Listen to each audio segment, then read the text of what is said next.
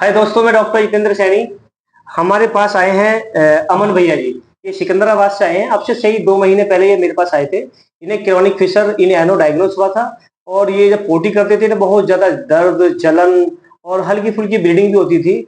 और भैया बहुत ही ज्यादा डरे हुए थे जब मेरे पास आए। और इन्हें किसी ने बता दिया कि ऑपरेट के बगैर ये ठीक नहीं होगा, ये ऐसी बीमारी है। ये किसी बंगाली के यहाँ या किसी भी और डॉक्टर के अदर फंस गए। ये वहां जाकर इतनी टेंशन में हो गई भैया जी को, कुछ समझ में नहीं आया था मैं क्या करूं। इन्होंने बहुत सारी आयुर्वेदिक दवाइयां खाई, बहुत सारी मेडिसिन खाई, अंग्रेजी डॉक्टर्स को दिखाया, मैं कुछ भी रिलीफ नहीं मिला। तो इन्हें किसी ने सजेस्ट किया कि एक डॉक्टर साहब है हमारे सिकंदराबाद में, वहां पर जाओ। तो ये मेरे पास आए 2 महीने पहले। आज इनकी कंडीशन बिल्कुल पूर्ण रूप से स्वस्थ है।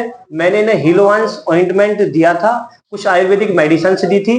इन्होंने लोकल ये प्रयोग किया और शीर्ष बात की, और आज ये पूर्ण रूप से स्वस्थ है।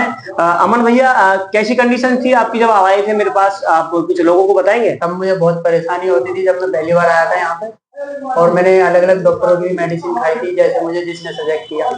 फिर बहुत ज़्यादा परेशान हो गया। फिर मुझे ऑपरेशन बोल दिया था सबने, अंग्रेजी में भी और आयुर्वेदिक में भी। फिर मुझे किसी ने सजेस्ट किया कि डॉक्टर जितेंद्र सैनी है यहाँ पे गुलाब की रोड पे, तो यहाँ एक बार दिखा लो। फिर मैं आया था दिखाने और इन्होंने मुझे अच्छे से ट्रीट किया। सबसे बड़ी बात है कि डॉक्टर साहब तो केवल फिजिकली जो दवाई देते हैं वो फिजिकली बीमारी ठीक करते हैं, लेकिन यहाँ आने के बाद डॉक्टर साहब ने मेरे दिमाग से बीमारी को निकाल दिया। अब मैंने पूरा इनके ऊपर छोड़ दिया। तो शरीर से तो इनकी दवाइयों ने काम किया। सबसे बड़ी बात मेन ये है कि इन्होंने मेरे दिमाग से इस बीमारी को निकाल दिया कि इसको मुझे छोड़ दे, मैं सही कर दूंगा।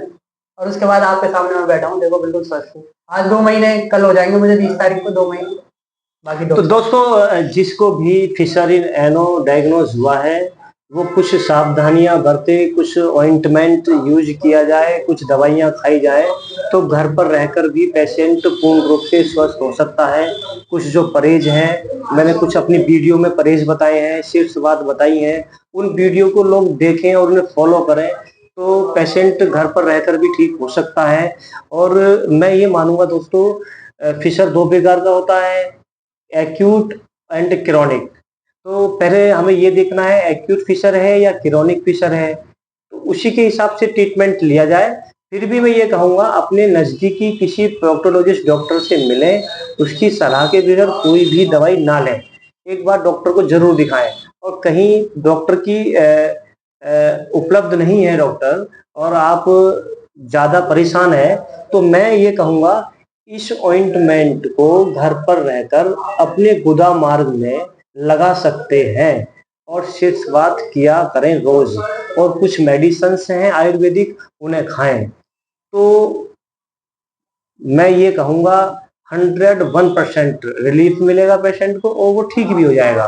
तो दोस्तों, मैं ये सजेस्ट करूँगा, कोई भी एनोडक्टल बीमारी है तो उसमें किसी भी आयुर्वेदिक के सर्जन के पास जाएं, वहाँ सलाह लें, उन्हें दिखाएं और अच्छे से ट्रीट करें।